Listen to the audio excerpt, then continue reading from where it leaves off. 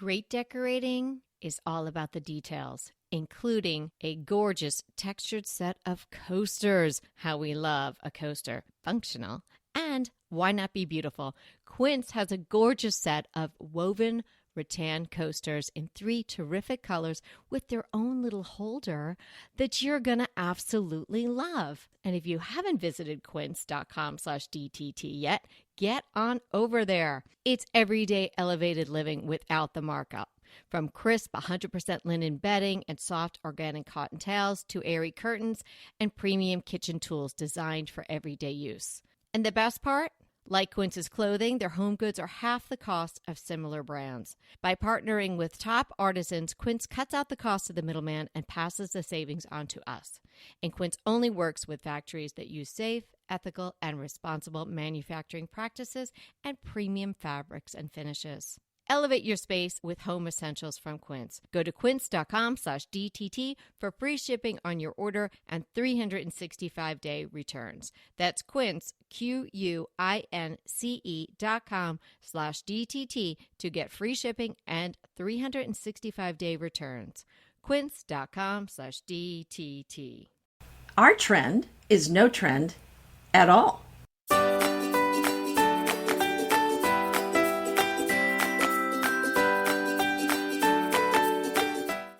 I'm Anita Joyce here with Kelly Wilkness, and this is Decorating Tips and Tricks. Today we're discussing the anti-trend. I think this is a great topic for us to cover. It is. So anti-trend decorating and the speed with which trends come and go, especially now with Instagram, TikTok, and even on Pinterest. It is a crazy rapid fire speed of trends coming in and trends going out. And let's just think back a little bit. Maybe the early 2000s, the Tuscan Renaissance, the vineyards, the cypress trees embossed on backsplashes and corbels. Does that ring a bell for anyone? Is anyone still in Tuscany? And then we went on to the distress painted cabinetry. I almost fell prey to that. I was so close and I didn't do it. And I'm so glad I didn't. Then the 2010s to the farmhouse. Look, we all bought the farm. There was no way to avoid that, right? That was so crazy. And then we bohoed so hard, we were tangled up in our macrame. And then most recently, the 80s came back. Did anyone see that? That was like a blip. The shiny brass, the loud color. But needless to say, each had its day, and now we're all so over it.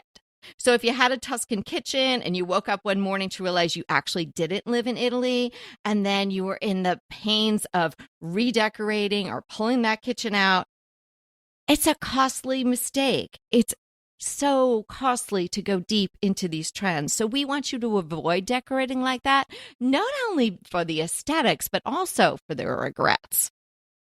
You know, this is so interesting because I just redid a kitchen, as you know. Oh, it's beautiful.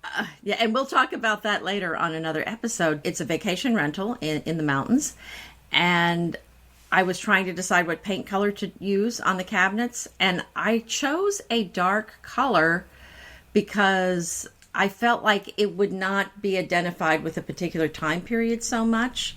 I guess color is kind of on trend right now. But I did go a little different way than most people are going, because I would still say most people are going with white cabinets right now. And I think if you go with something that is super hot, then your room, whatever it is that you chose, it's going to, depending on how hot and hard people fell for it, it can feel dated pretty soon after that. Oh, yeah, you're stuck in that time frame, and people can tell, you decorated that in, the 2018 or what have you. And you don't want to decorate that way. And we discussed this with you in various ways. Today, we wanted to dive really deep into the anti-trend, point out things, some general categories of things, but also even Anita came up with some specific things that are anti-trend, that are classic, that are timeless, that are beautiful, and would really enhance any home and are not going to put an expiration date on your decorating. Well, what I want to talk about too is how when you are following the trends, you're putting yourself on a hamster wheel. When you are, just think of the word follow. when you are following something, Ooh, yeah. you are being led wherever other people want you to go. Oh, and we don't like that. No, I don't like that. I don't like that at all. And so you're really giving someone else control over your home, and you're just never going to be on trend for more than 6 months if you're really following all the trends. And this is very exhausting, and I really like to think of it rather than following the trends, have your own signature style that really doesn't so much go out of fashion. If you have a very unique look, then that's your look, and it doesn't matter what everyone else is doing. Hey, I'm going to jump in here with an archived episode idea because we have an episode just on finding your own signature style. So let's find the number of that one and include that in the show notes, because that would be a good listen in combination with today's episode. I think it is important to be aware of the trends. I mean, we are not saying don't even look to see what they are, because if you were doing a remodel on your home, you absolutely want to know what the trends are, because you don't want... Well, for example, like right now, if you're putting in a brown countertop, it may be what you love, and I'm not saying don't do it, but if you do, you're going to have a very hard time convincing other people that they should buy that because it's not on trend. So I think it is very important. In fact, the countertop guy that I was dealing with said somebody just put in a brown countertop, and I was really shocked that they did that. Mm-hmm. So it is important to know what they are. But you don't have to, and you can kind of bring it in some way, but maybe just go off a little bit so that it's not exactly what everyone else is doing. And really, do you want your house to look like everyone else's? Because I don't. Yeah, I really felt that happened with the farmhouse look when it was really everywhere. It was so pervasive. No matter where your house was, it was looking like a farmhouse. Like if you have a real farm or a real old house, you could have farmhouse elements that would work. So there are things that you have to take into consideration with these trends. You can pick things out, and they might not be trendy for your particular home, your environment, your architecture, whereas somebody tried to put farmhouse style in a ranch house somewhere, or a coastal look, dare I say, in a landlocked house in a cul-de-sac somewhere in the middle of the country. That's really not going to work. So that's something you need to take into consideration. So I have some tips on how to avoid decorating with trends, and I also have some general decorating moves, let's just say, rather than items, that I'm going to talk about today. Which do you want to start out with, Anita? What were my choices again? I'll just go take it from here. Okay, so let's talk about, I have 3 really simple tips as how to avoid with decorating with trends. 1, truly take into account the space, room, and the architecture. So that is just what I was talking about. So, industrial might be great if you live in a loft in Lower Manhattan, but all those exposed pipes really might not be working in your split level house. You see what I'm saying? Right? Again, the coastal in a landlocked area, the shiplap in a ranch house somewhere might not be working. It might just seem too trendy because it's really not blending with the feel of the home, with the feel of the architecture. Number 2, if you see it splashed all over your feeds, proceed with caution. Oh, yes. Right? Too much of even a good thing will quickly burn out. Well, again, if you love it, I suggest that you go slightly off, just a little bit different. Mm-hmm. So when the thing that's everywhere goes out, yours is not going to feel too closely associated with that. You kind of get it, but it's, your spin on it. Absolutely. We are so in sync, my friend. My 3rd really easy to remember tip is personalization. So that's exactly what Anita is speaking to. If you really love the trend, if you really love shiplap, tweak it a little. Maybe do grooved paneling. Look at some older country houses in England or something like that. See what kind of paneling they have. Don't just slap it up because you're seeing it in every 4th image on your Instagram feed. take the time to figure out how that might work for you. Or if it's just too trendy, just avoid it. Well, the other thing we're saying is to kind of try to go mostly with classics. These are things that are going to work in your home long term.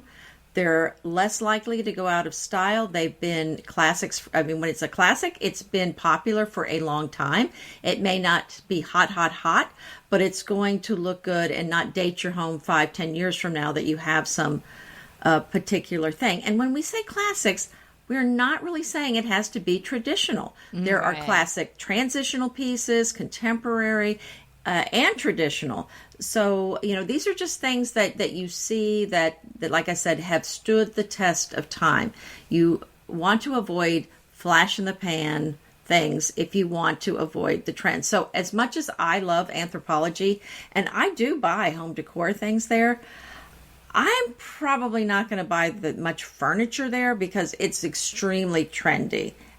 Now, I will say some of their things are pretty funky, and I think they would stand the test of time and just be quirky, and you just have it for a long time. But I wouldn't say most of their things are classics. Agreed on that particular brand. And I think when it's so Anthropologie, when it's so kind of quirky and there's like big pattern or flower or something like it, just screams anthro. You just know it. And that's also not necessarily a bad thing, but yeah, I mean, I would proceed with caution there too. You get a blouse with a big flower on it and wear it a couple of times, but maybe not throw it across your sofa. Is that what you're saying? Well, I guess you could then frame it. Wrap it around a pillow. There you go. Make it into a pillow, but don't buy a sofa. Maybe with a big flowers on it or something like that. Well, right. Because that could, you may be regretting that later on. Right. Yes. So things that will stand the test of time. White walls. You're never going to go wrong. Mm-hmm. We love color. We encouraging everyone to introduce some color. We were just doing that in a great consult yesterday. We had 2 terrific consults yesterday, and both of them we talked about introducing color. Mm-hmm. White wall. But that happens a lot. It does happen a lot.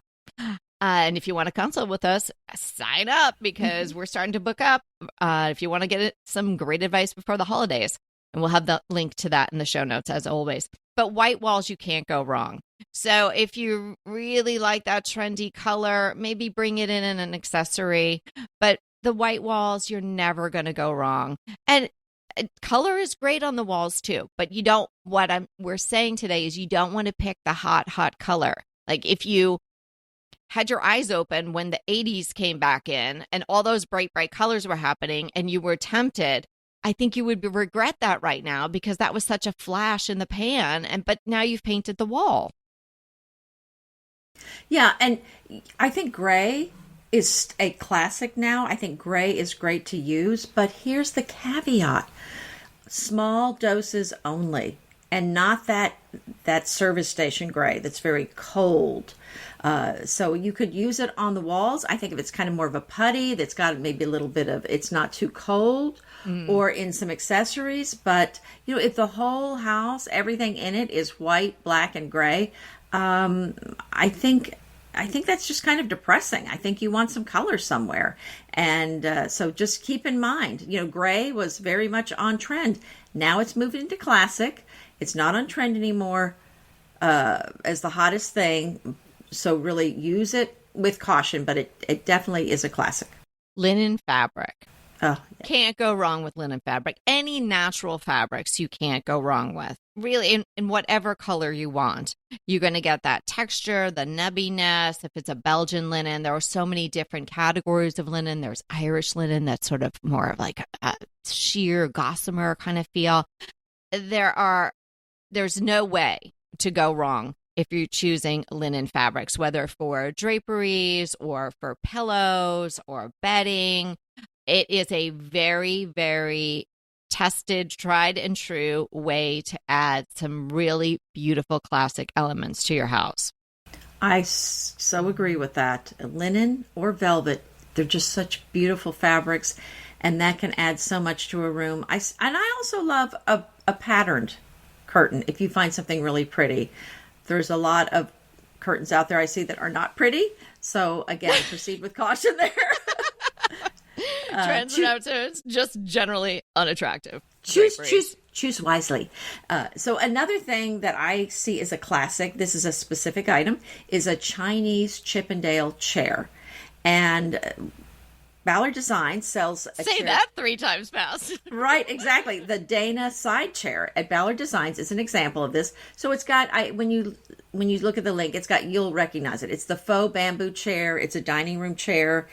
And, it comes in different colors, and it has an upholstered seat. And these are beautiful and classic, and I think they would look elegant in about any setting, no matter what your style is.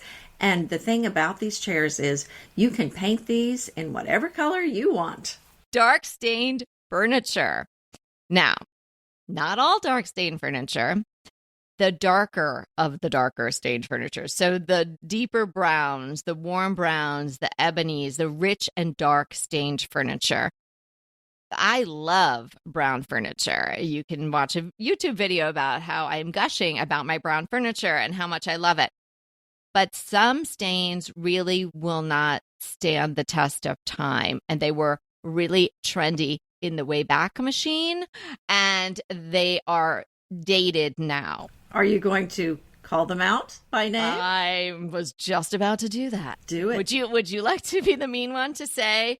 Well, sure. That would probably be mahogany and cherry. The reddish tones are not on trend, but there's a lot of family heirlooms that are like that. So we are not suggesting you throw away family heirlooms, but if you're buying something new, that's not really kind of a classic right now. I mean, it was in the 80s and 90s, but not so much now. My favorite wood tone, and I love brown furniture too, my favorite is walnut. And pretty much you're talking It's a antiques. dark one too. Yeah. Well, it's not as dark as mahogany or ebony, but it's beautiful. I mean, it's the stains are usually very lovely. The wood grain is beautiful, and I don't think you can find new furniture made from walnut anymore. So that's beautiful. My other all-time favorite is pine, but not any pine. The new pine is not like the old pine. The rings are much further apart. It's much softer, and it tends to be used to make very chunky furniture, which I'm not a fan of. Yes. But the old pine, like I said, the rings are close together. It's stronger, it's harder, and they could do a lot more carving with it. And I have a beautiful pine armoire that I just love that's from France, and it's just really pretty. There's such a difference between that newer pine and the old pine, and maybe everyone can sort of conjure in their mind that, like you said, chunky, clunkier, big armoire. I remember Peter and I bought one from ABC Home, I think for our first apartment we got together, and it was this massive thing. And of course, you had a massive TV, and you were going to stuff it in there. And I was so excited to have it. It has like the really rustic hardware on it. But it was then. And that, when you see those, I think, particularly because I was furnishing an apartment at that time, that reminds me of that time period. I don't think that type of pine has really stood the test of time like the pine you're talking about, which is so much more elegant. So if you can conjure what that armoire looks like in your mind, that's kind of the newer pine. And then Anita is talking about this older pine, and doesn't have to necessarily be from France, but that is a really beautiful wood tone too. Another one that I think doesn't really stand the test of time, if it's sort of overdone, is the Scandi blonde wood. Mm-hmm. Personally, I don't love that, so I'm trying not to have a personal bias against it.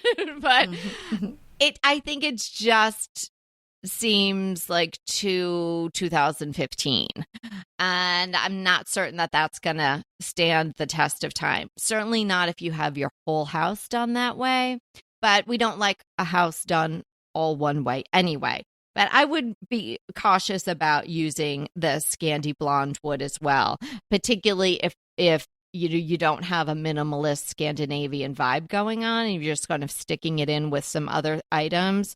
I don't think that's going to work so well. Whereas a little dark brown piece of furniture can kind of mix with a lot of different looks and can mix with modern and having its own little gravitas and can really stand up to something modern. Another thing, I don't see this very often, but it is a super classic design piece, and that is a demi-lune console, cabinet, or table. And those are really beautiful. Like I said, very classic. Ballard Designs has the Win demi-lune table. It's really more of a console, but it's really pretty. I like the smooth, just kind of the clean lines of it. And this particular one, I think, has smooth doors, but it's beautiful. And I think, again, you could do a demi-lune in something very contemporary or in something much more traditional. Hey, we'll be right back with the rest of the show, but keep listening so we can continue bringing you DTT. So have you tried Dupe yet? If you haven't, come on, dupe.com. It is going to be your new shopping best friend. And it's not just for furniture. I know I've shared with you about my coffee table dupe, but you can save money with Dupe on fashion, shoes, jewelry, and more. I just used Dupe to find an absolute perfect twin of this t-shirt that I wanted. It was an $80 t-shirt. I was not going to pay $80 for a t-shirt. Dupe helped me find the twin, like maybe the exact same shirt. Find something you love, and then you can find replicas, twins, and maybe the exact thing for so much less. Give Dupe a try today. It is really so easy to use. You just type dupe.com / before any product URL in your browser, and voila! It instantly finds you less expensive alternatives. They even have an app and a browser extension you can download. No account is required. No sign up is required. It is completely free. I know, can you believe it? But it is completely free to use. Stop wasting money on brand names and start saving with dupe.com today. Another item that is a classic, not on trend, is a simple, rounded, neutral vase. I like one with a smaller size mouth, so you don't have to have a gigantic bouquet to be in there, but not one of those tiny little mouths where if you stick a flower in, it's just standing straight up. So some simple pieces like that. And I would use neutral colors for that. That way you can grab it, fill it. It looks good filled, non-filled. You can put it on the table. It doesn't have to go with any particular colors. It's just sort of neutral and maybe kind of earthy feeling. So that's a beautiful item to have in your house all the time. Oh, that's a great idea.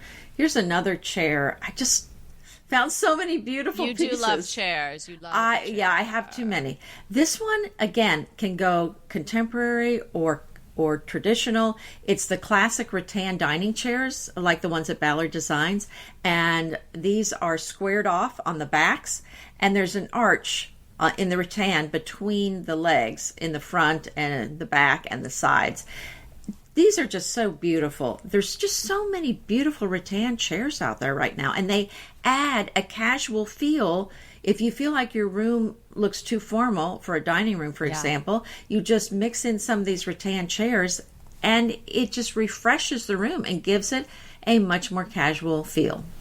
It really does. I love using rattan, and it has to be a good wicker, but there are some wickers that are really good. The rattan is a little chunkier and more substantial.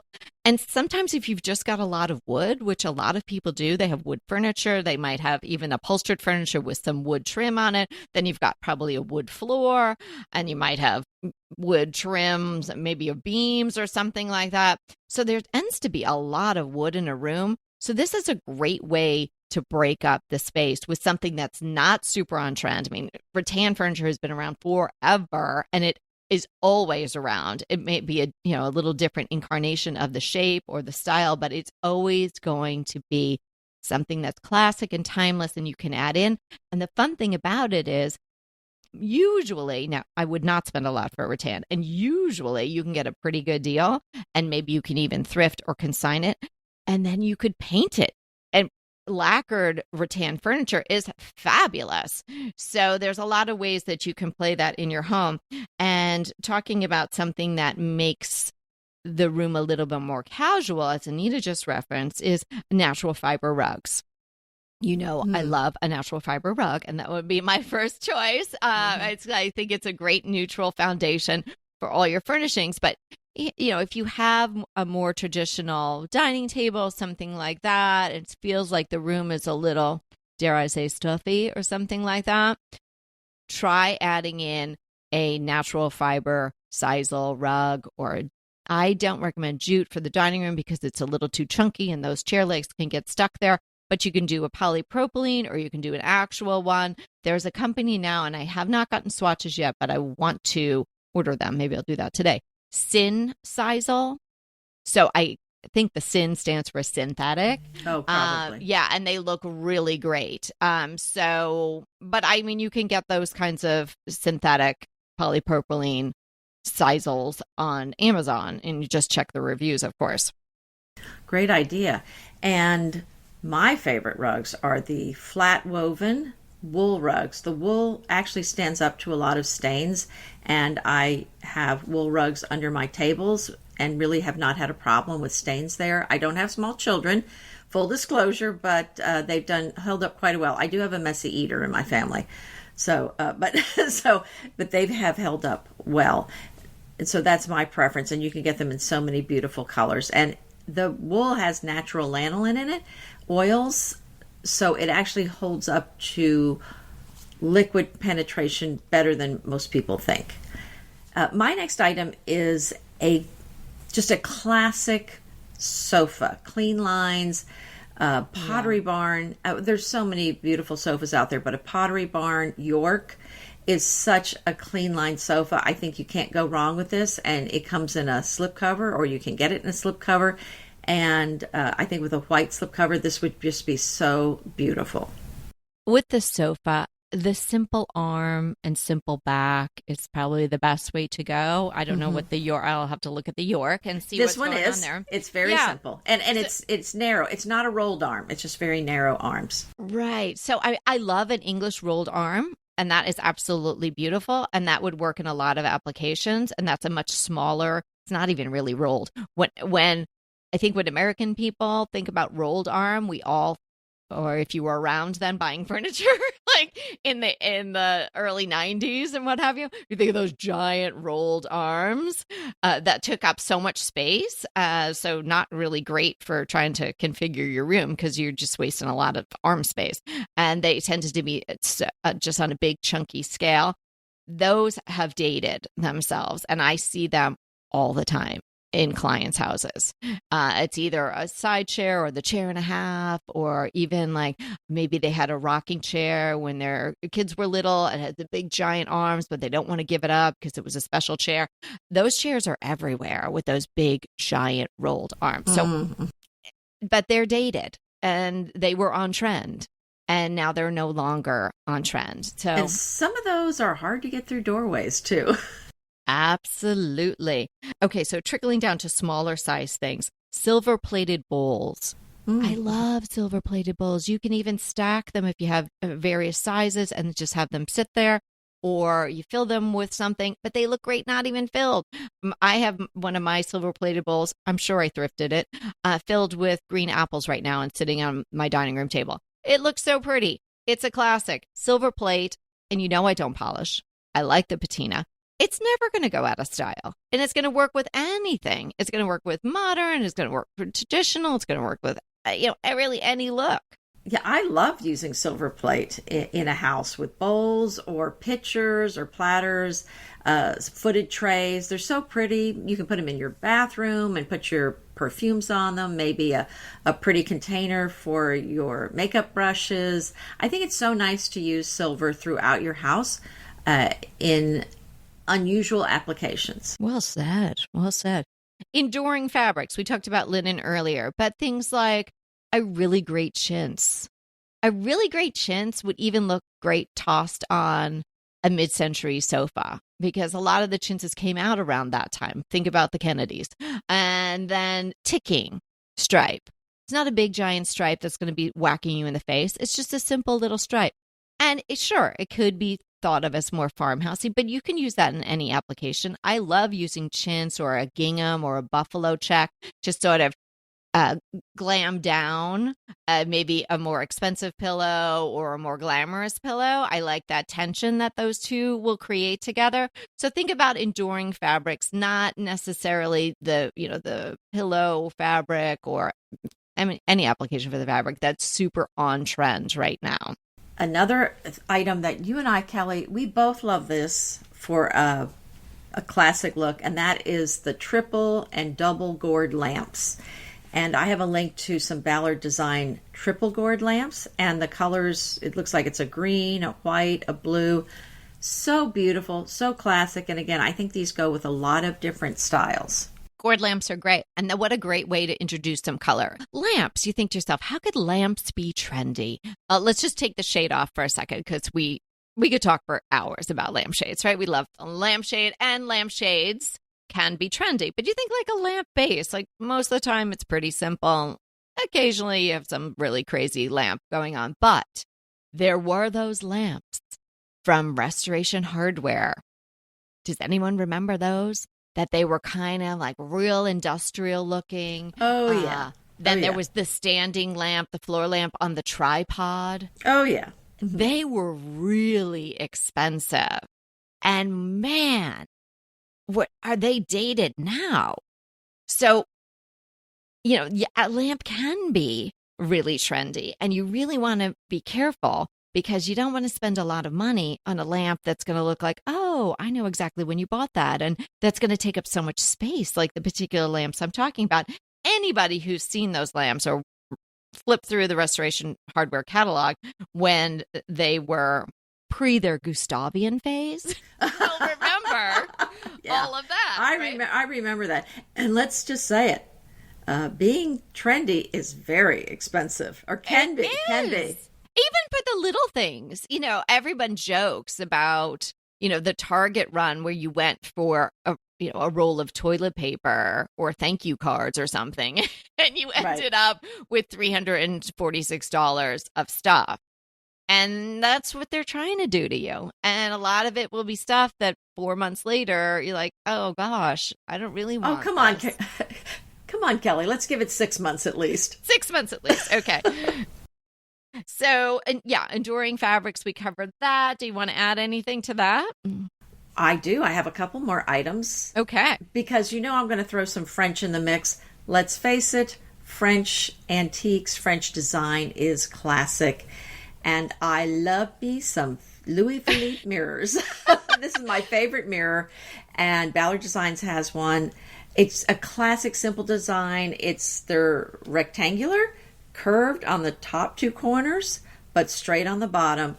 So pretty, so classic. It's always going to be in style. And the last item I have is a French chair, like a Louis XV, Louis XVI. These are so nice to just tuck in a room. Usually you can use an extra chair here or there. And again, I think just about any style, a French chair thrown in somewhere is just going to add a little elegance to the room. And I think it's a great thing to add, and it is a classic. I was going to joke that, are you working for Ballard today? But I know. Well, no, I'll tell you, yeah. But here's the thing. If people don't shop with Ballard or know Ballard, the catalog comes all the time. And for whatever reason, I feel obligated to flip through it. But I'm always dog-earing it or pulling a page out for a client or something. But Ballard has been around for a very long time, and they do the classics so well. So it's a perfect retailer, brand, or what have you, to accompany what we're talking about today. Because every once in a while, they'll have something that's kind of trendy, but I guess they do kind of tweak it even a little bit. It's not so obviously on trend and then gone. Well, I like sending clients to Ballard's versus Wayfair because I know that it's already been curated and they really usually have a very good selection. So if you're buying a lamp and you're on the site, then there's usually something that's going to work for you. Whereas if I just send a client to Wayfair, for one thing, they're going to be inundated with, 20,000 lamps, first off. And secondly, 3/4 of those are not going to be, well, probably more than that, are not really going to be something that I think is going to look good. Yeah. No, so that's why I do use them. I did work with them a long time ago, but it's been quite a while. So I have a couple of designers that you might want to check out. Great. That do the I don't know if they would call it anti-trend. I don't think they pay much attention to the trends other than, they're professional designers, so they're going to know what's going on, but they don't necessarily make an effort to incorporate the latest thing into their design. So you'll get some classic decorating with great style and personality.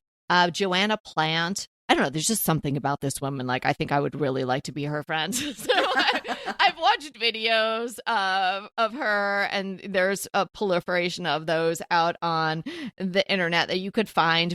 So if you go to joannaplantinteriors.com, you can find her work, you can learn a little bit about her, and then she has links to all the various places where you can maybe watch a video or see homes that she has decorated. Another one is Melissa Penfold. I love Melissa Penfold's whole vibe, and she's an Australian designer and decorator.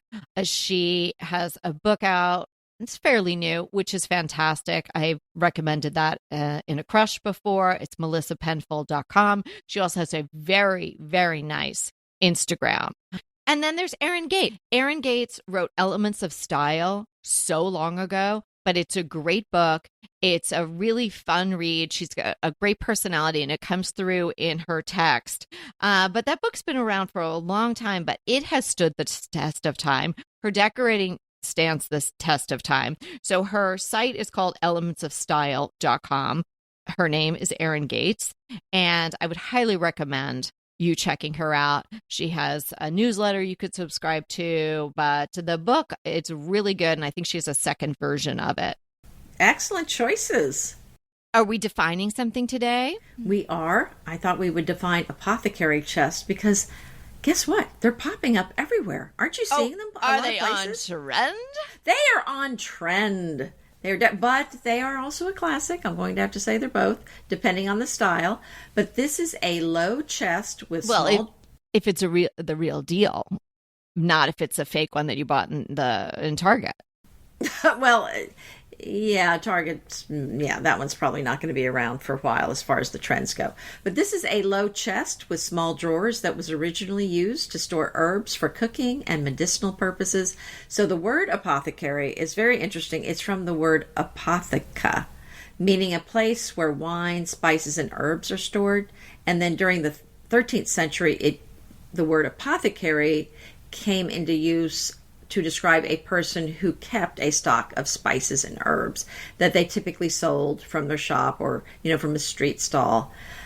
So this is the idea that this person has a chest full of all these little things, spices and herbs that you need drawers for. And so they do tend to be very small drawers. So I don't know that you're going to be able to get your clothes in one unless it's just a little tiny, little G-string in there. But, so I wouldn't plan to use it for clothes, but, maybe for something. Well, I don't think I have enough of those to actually get a whole chest. Yeah. Okay. Yeah.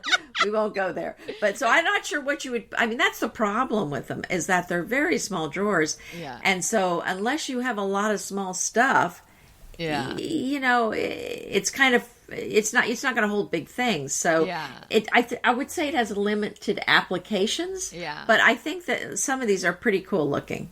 Yeah, they are cool looking. I had something that was left here by the previous owner, which is a similar thing. So it's a sort of a flat face chest with all these little drawers. Is that kind of what you're describing? I think, right? Yes. Yeah. Okay, so I think the one that was left here was probably more of in a clerk's office or something, because you opened up the drawer and it kind of had this metal latch, like almost like, something that would hold down like slips of paper. And there was no back to the drawers. Oh. It was a really challenging piece, and I had to say I struggled with letting it go. But I did sell it to Pasadena Salvage because I just couldn't figure out a way to use it. Yeah, that's a tough one. But it was super cool. Oh, anyway, that was really interesting to learn about the apothecary. And hey, if they started in the, what did you say, 13th century? Well, that's when that term came into use, the apothecary. Well, someone probably had a chest by then. So that trend has been around for a long time. So I think you're pretty safe if you wanted to get one. That's what I'm saying. Okay, crushes. What's your crush? Oh, well, it's a love, not hate.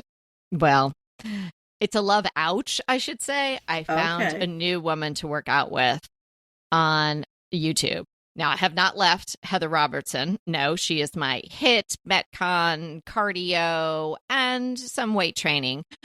But I really wanted to focus more on lifting really heavy things because it's really good for all of us. So if you're listening to this and you're not lifting heavy things, please start lifting heavy things. It is really going to impact your health and your longevity. I've done a lot of research and listening to podcasts on this, so I know I'm right. So I found Carolyn Girvan, Girvan. So she doesn't say her last name. I'm assuming I'm pronouncing it right. I don't know if she's Scottish or Welsh. I was trying to figure out where she was from, but she's got the cutest little accent, and she is this little powerhouse, and she has lots of training videos. And like Heather Robertson, who has a series of videos that you could do like a challenge with her, Carolyn has that too, or you can just do one-off. So I'm doing an upper body day with her and a lower body day with her, and it is really making a difference. I feel great. I feel really strong, and she's just adorable. So I will have the link to her videos and her YouTube channel in the show notes. Nice. My crush is much more leisurely. I love both ends of the spectrum. Mm-hmm. Yes. And, I was so excited when I found out about this crush that I actually texted you early about this before I even got to record about this. It's the Libby app. Remember the app I told you about where you could get all these magazines from your local library? Oh, yes, I do. Right. So, the way you check out a magazine has changed a little bit, but basically you go in the app, and you can get it on your phone. You can access it on your browser as well. And you used to check out a magazine, and then you would keep it for 14 days and then have to renew. But I think it's different now where you just choose the magazines you want. But the one thing that has not changed is there is no waiting on the magazines, at least with my libraries. And I actually have my county library, which is Harris County, and then my city library, which is the Houston library, attached to my app. And there's multiple, there's unlimited copies, so there's no waiting, and you're not keeping someone else from getting it. And then you could keep it there as long as you want. I don't think you need to renew, but the other thing is you use a tag to say, I want to subscribe to this. And then every time there's a new issue, it just shows up on your shelf. And I think I have maybe 40 different issues on my shelf right now.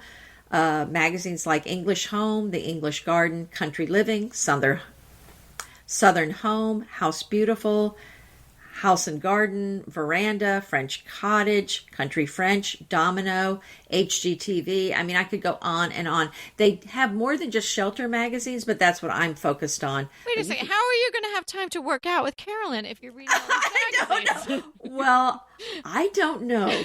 You tell me, Kelly. Okay, Then I think I'm going to have to pass on that workout. I must admit, I do recall you sending that text, but I don't think I actually explored Libby. So now I have some questions.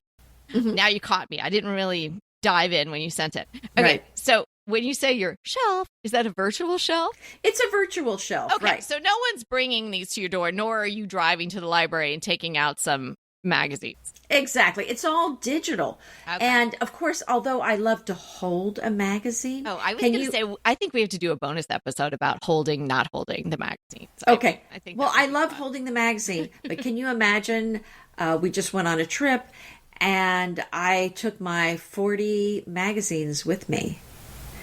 Because you can't. A lot. Right. So you're not going to be carrying 40 magazines. And by the time you go through them all, there's another issue, a new issue popping up. A bunch of them.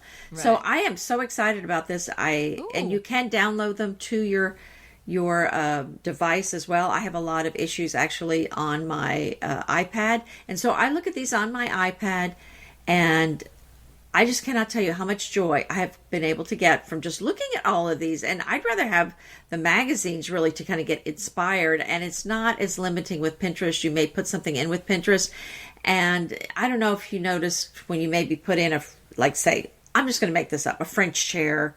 You're going to get a lot of things that are not French chairs. French chair, okay. Yeah. You'll say French chair, and you'll be everything. They'll be Victorian and Italian, and you're like, because somebody called it a French chair. But here, it's really, this had all this stuff here. It had to be good enough to get in a magazine, so all the pictures are really beautiful. Okay, and does it cost anything?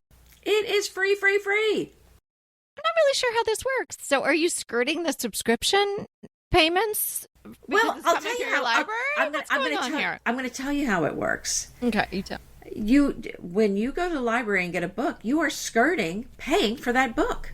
You get to use it, and then right. And I'm all for public libraries. Right. Are you into book banning and no? I am not magazine into banning or burning or any of that. I think it's all great. I love the library, but you don't get to download the book then. Yeah, I mean, you can download it, but now, you could before. I'm not sure you can with, like, a week ago, they changed the way you do it.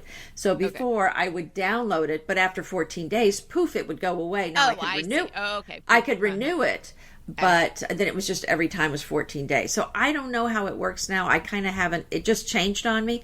So I think they just automatically come there, but maybe now you can't download them. Okay, but there's a time period. Now this makes more sense. Well, there may not be a time period now because it doesn't, it's different how it works. Okay. But it makes sense. It's through the library. The library has access to these. I don't know. There's some endowment that pays for them. So the magazines are getting some fee from the library, but it's basically the same thing as having the magazine in the library that you're checking out. Yes. Okay. Well, that's so great. All right. Everyone's going to really enjoy that. I thought, I didn't understand that it was a virtual shelf. Yes. Now this all makes sense. Great. So fun hanging out today. And remember, we are here to inspire you to create a beautiful home. Until next time.